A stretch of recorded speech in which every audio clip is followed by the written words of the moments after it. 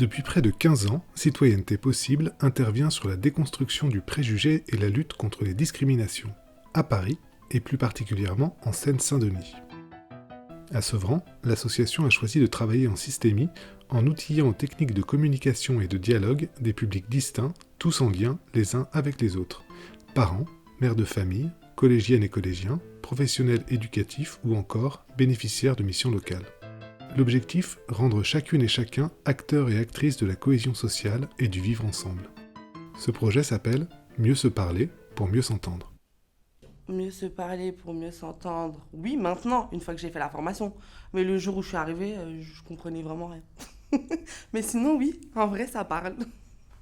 C'était une formation où j'allais à reculons. J'avais pas forcément envie de venir. Mais après, j'ai fait la première journée et j'ai aimé. Il y avait un bon groupe, je me suis intégrée hyper vite. L'équipe, elle était bien aussi. Et ce que j'ai aimé, c'est les mises en situation. D'habitude, moi, je fais aucune mise en situation quand je suis en formation, j'ai pas envie. J'ai pas forcément envie de me lever ou autre. Là, on voulait tous y participer, c'est très rare pour moi. Qu'est-ce que ça m'a apporté la formation ? À réfléchir avant de parler. Au travail, par exemple, au lieu de m'énerver comme je fais d'habitude, j'ai appris à me calmer, me canaliser et répondre bien. Voilà. Alors, j'ai voulu faire cette formation parce que dans le cadre de mon travail à moi, donc moi je suis chargée des relations publiques et de la communication au Théâtre de la Poudrerie, on a beaucoup de spectacles qui traitent de sujets de société, que ça soit la place des femmes, que ça soit la radicalisation, le travail, la migration, enfin plein de choses comme ça. Et donc évidemment, c'est des sujets qui peuvent diviser, qui suscitent des débats, et tant mieux. Enfin, nous, on est vraiment là aussi pour discuter de ces sujets-là, mais parfois, on se retrouve avec des paroles qui nous heurtent profondément. Donc oui, ces 3 journées de formation, moi, m'ont apporté des billes, des éléments, en tout cas, qui m'ont beaucoup aidée. On a été amenés à se mettre en situation, à essayer de se mettre à la place d'autres gens dans d'autres situations.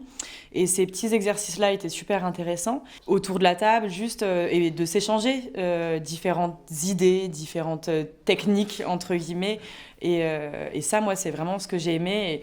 Parce qu'en effet, on n'a pas tous les mêmes vécus, les mêmes idées, les mêmes choses. Et se rappeler d'où on est nous et de se dire que l'autre en face ne parle peut-être pas du même endroit, c'était hyper intéressant de voir ça comme ça. Bonjour. Bonjour. Bonjour. Bonjour. Bonjour. Bonjour. Programme bien dit.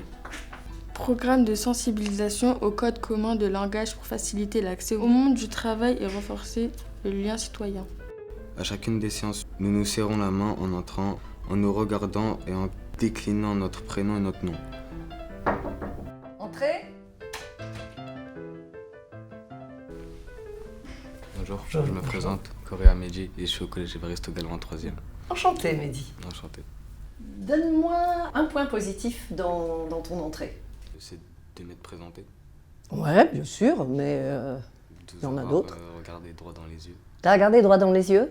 Oui. Ouais. Anaël, alors? Son point positif, c'est quand je l'ai rentré, il avait une bonne posture. Il n'avait pas les mains dans les poches ou quelque chose comme ça. Ok. Bonjour, Bonjour. je me présente, je m'appelle Anaël Aouni. Je suis élève au collège Évariste Gallon et je suis en 3e. Enchantée. Enchantée.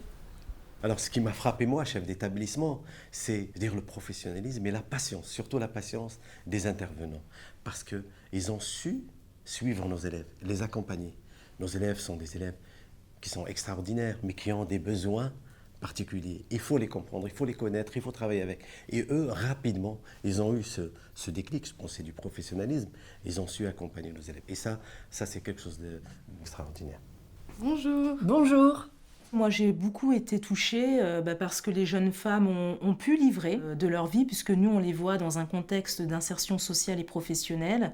Et là, cet atelier, il leur a apporté un petit plus, donc elles ont pu parler de leur quotidien, d'elles. Et c'est vrai que moi, j'ai adhéré à 100% aux méthodes des 2 animatrices qui animaient cet atelier plafond de verre. Moi, je les ai trouvées géniales. Voilà, je sors un peu du cadre professionnel, mais vraiment, je pense qu'elles ont apporté quelque chose de très important aux jeunes femmes sur leur estime d'elles-mêmes, parce qu'elles ont pu déposer des choses. Donc les animatrices ont pu accueillir la demande. Elles ont pu aussi les écouter et leur donner des techniques pour pouvoir faire face au quotidien des femmes d'aujourd'hui, enfin des jeunes femmes d'aujourd'hui dans la société. Alors je me suis inscrite à cette formation tout simplement pour savoir si on devait relayer à chaque fois tout ce qu'on voyait sur les réseaux sociaux, ce qui était vrai, ce qui était faux. Comme toute personne, des fois on voit un truc sur Facebook, sur Snapchat, on va avoir une information, on va relayer, parce qu'on ne sait même pas si c'est vrai ou faux. Donc avec cette formation, on a pu savoir ce qui était...